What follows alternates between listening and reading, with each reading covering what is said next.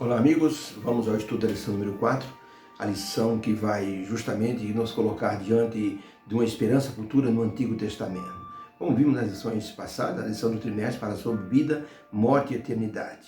Como o pecado foi trazido do espaço cósmico para a Terra, e da Terra então os seres humanos caíram em pecado e logicamente trouxe a morte.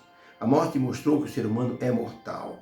E agora precisava uma solução para o problema. Essa solução estava numa esperança futura, mas que foi pregada no Antigo Testamento. Por isso, disse um escritor anônimo, que tão certo como houve uma promessa real no Éden, houve também uma cruz real no Gólgota, houve um corpo real na cruz, houve um sangue real sendo vertido na cruz e um túmulo real, uma ressurreição real e uma esperança totalmente real e possível.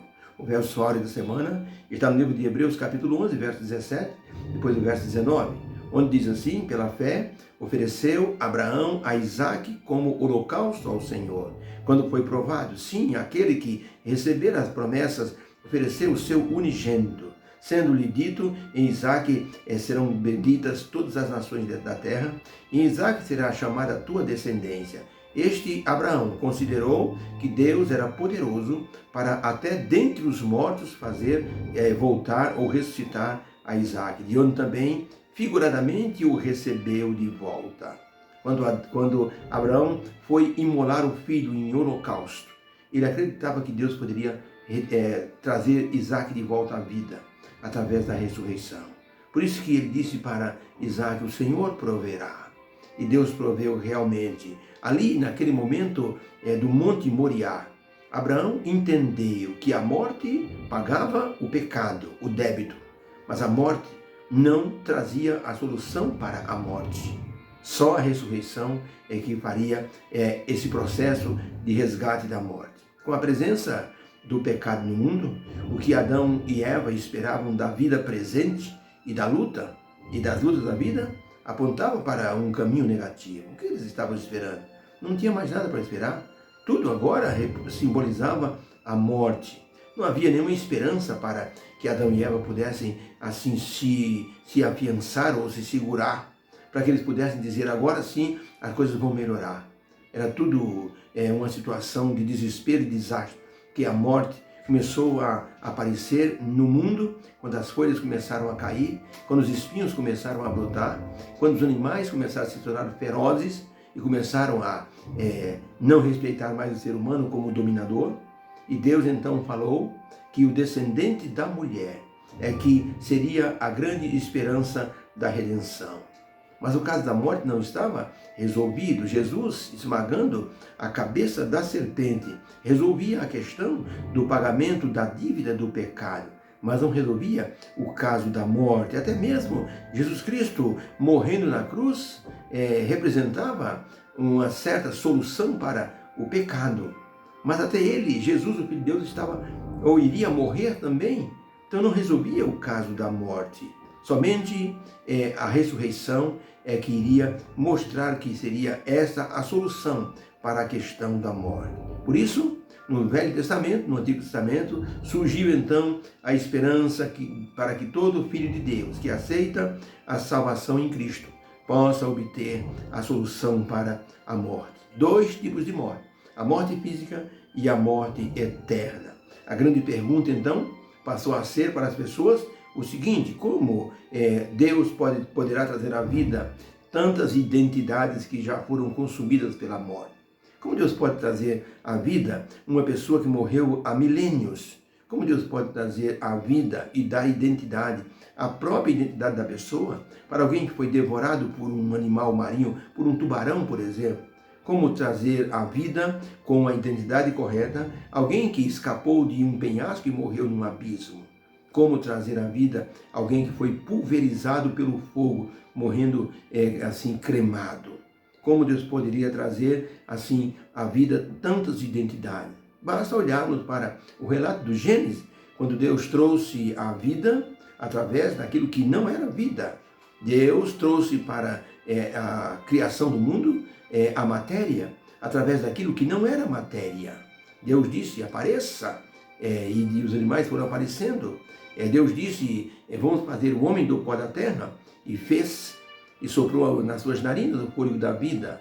Mas Deus criou, tudo que Ele criou do invisível, como diz o livro de Hebreus. Então, esse maravilhoso e poderoso Deus poderá, assim, recriar todas as identidades que a morte levou. Porque, como nós lemos na sessão passada, quando a pessoa morre, o fôlego volta para Deus, não é o espírito.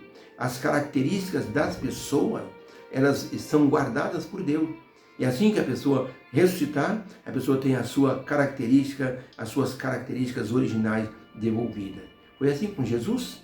Quando ele ressuscitou, ele foi reconhecido pelos seus discípulos, porque a sua condição original voltou. Quando Pedro ressuscitou Tabita, Dorcas, ela voltou com as características dela.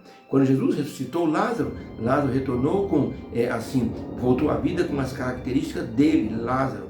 E suas irmãs o reconheceram, e os amigos também o reconheceram. Quando Jesus ressuscitou a filha de Jairo, ela foi ressuscitada com as características dela.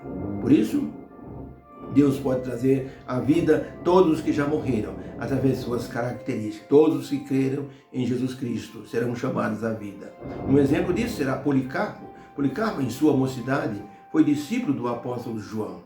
Um dia ele foi denunciado como sendo um cristão, e disseram para ele que ele pudesse fugir, mas ele preferiu não fugir. Até existe uma carta da igreja de Esmirna para a igreja de Filomênia, onde se diz o seguinte: o amabilíssimo Policarpo, quando ouviu falar que seria preso, preferiu permanecer na cidade. Ele foi preso e levado para o estádio e foi colocado em uma estaca para ser queimado.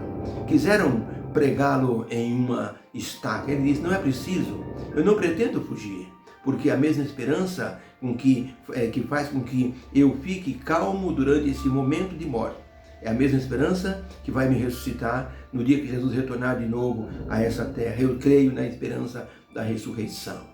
E assim Policarpo deu um testemunho maravilhoso de que esperava algo muito melhor.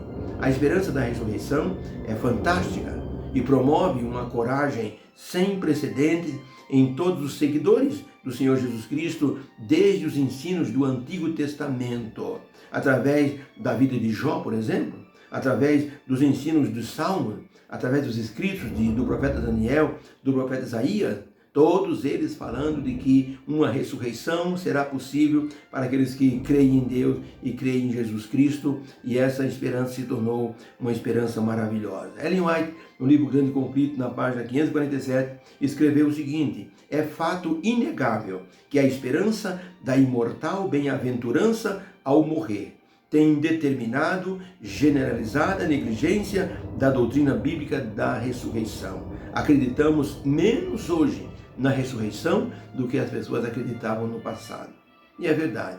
Hoje nós vemos mais crentes chorando, mais crentes sem muita esperança de ressurreição. Havia mais esperança no passado.